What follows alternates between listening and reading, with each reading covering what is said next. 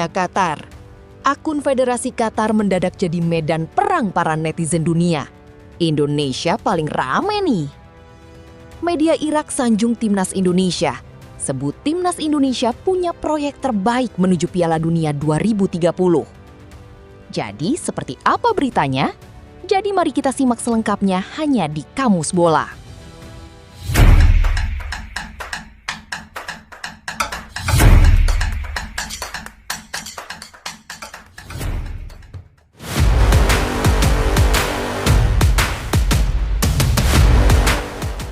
Qatar dipermalukan Kanada 6-0. Akun Instagram federasi jadi medan perang para netizen. 6 gol tanpa balas dan 2 kartu merah. Plus hujatan dari netizen menjadi paket lengkap kehancuran timnas Qatar di Vancouver, Kanada. Lapangan hijau BC Place, Vancouver, Kanada, Jumat 19 Juni 2026 berubah menjadi panggung teatrikal yang penuh darah dan air mata. Di satu sisi, publik tuan rumah bersorak merayakan kemenangan historis 6-0 Kanada atas Qatar. Namun di sisi lain, yang tersisa dari tim asuhan Julen Lopetegui bukan sekedar kekalahan telak, melainkan runtuhnya respek di mata pencinta sepak bola dunia. Bagi Qatar, malam itu adalah mimpi buruk yang lengkap.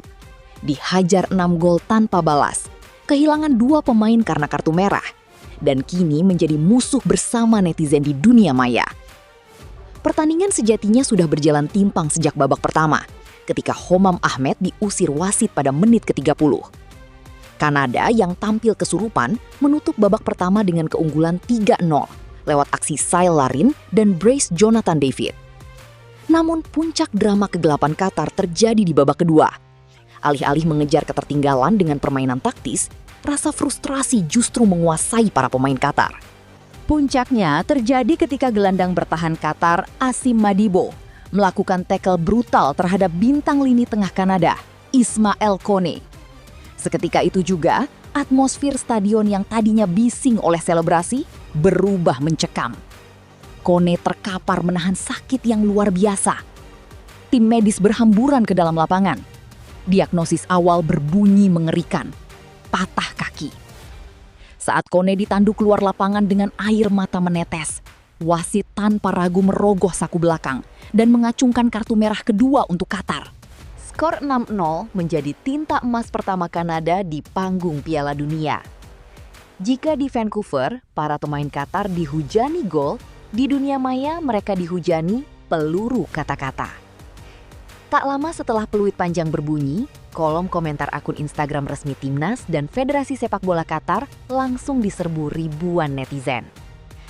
Gelombang amarah ini tidak hanya datang dari pendukung Kanada yang murka melihat Ismael Kone dicederai, tetapi juga dari warganet internasional, termasuk netizen Indonesia. Banyak dari mereka yang mengaitkan kekalahan memalukan ini dengan rekam jejak Qatar yang sering dinilai mendapat keputusan kontroversial yang menguntungkan di kompetisi domestik Asia, AFC. Kalian bisa mengatur wasit di Asia, tapi di Piala Dunia, skill dan karma yang berbicara. Tulis salah satu netizen di kolom komentar akun Federasi Qatar yang langsung disukai ribuan pengguna lain. Sindiran tajam berupa angka 6-0 dan emotikon badut memenuhi jagat media sosial.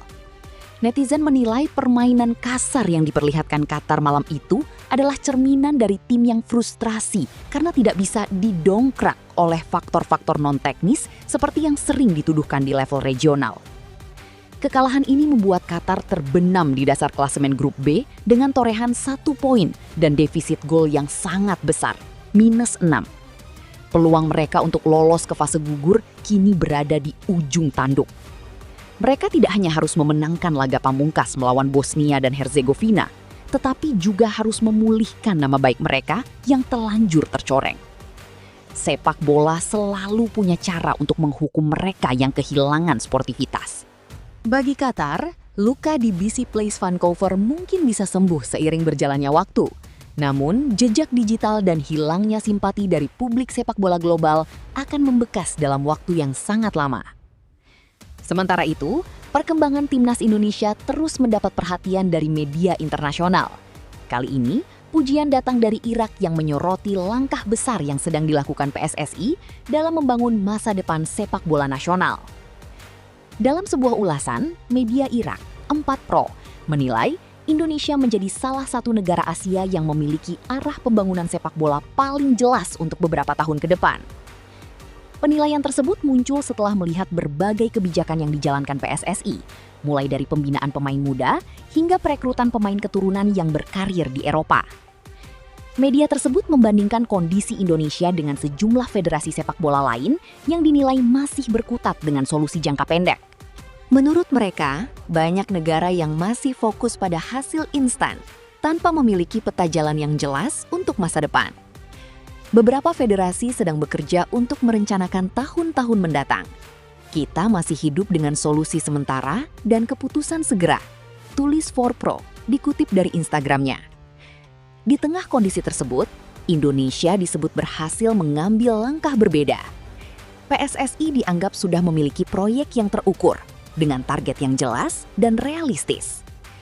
Indonesia telah menetapkan proyek jelas untuk masa depan, tulis 4Pro.